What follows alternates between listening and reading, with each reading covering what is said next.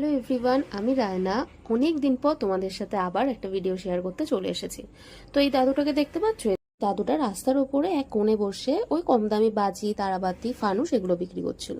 তো অসহায় ভেবে আমি 6টা ফানুস আর কিছুটা বাজি নিয়ে নিয়েছিলাম। দাদুটা কথাও বলতে পারে না, আবার হাতও ভাঙা। আমি ওনার থেকে 30 টাকা করে এক একটা ফানুস কিনেছিলাম। এবার একটু এগিয়ে আসতেই দেখলাম অন্য দোকানে ফানুস বিক্রি হচ্ছে, তো আমি একটু দর করি। বলে যে 10টা ফানুস 150 টাকা, মানে ওই এক একটা 15 টাকা করে পড়ছে। তো উনি আমাকে দুটোর দামে একটা ফানুস দিয়েছে। তো তাই সাহি ভাবলাম বাড়িতে এসে জ্বালাবো, দেখবো ফানুসগুলো কেমন। তো বাড়িতে এসে খুলে তো দেখি তার মধ্যে না আছে মোম, না ফানুস জ্বলছে ভালো।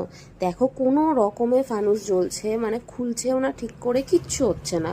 মানে একদম, মানে আগের বছরের বা মানে একদম পুরনো জঘন্য একদম মাল। তো মানে এরা যে এত অসহায়তা দেখায়, মানে আমি অ্যাকচুয়ালি মানে এরকম দেখেই দাদুটার থেকে কিনেছিলাম। তো এরকম যদি মানুষ করে, কি আর বলি বলো তাকে। এত খারাপ লাগছিল আমার। তো অনেক চেষ্টা করে প্রথম ফানুসটা জ্বালিয়েছি, তাও মোম ছাড়া, মোম দিয়ে হচ্ছিল না। ওটাকে লাস্টে কেরোসিন দিয়ে জ্বালানো হয়েছে ফানুস, একবার ভেবে দেখো।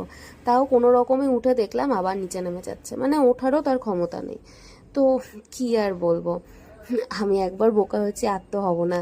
কিন্তু এরা এরকম করছে বসে, কি বলবো। ইভেন আমি যখন কিনছিলাম, মনে একটা পাশের কাউকে ইশারা করছিল যে আচ্ছা আপনার এতগুলো বিক্রি হয়ে গেছে, এরকম কিছু। তো আমার মনে হলো কিছুটা, তাও ভাবলাম না, ঠকাবে না। কিন্তু কি হলো এটা।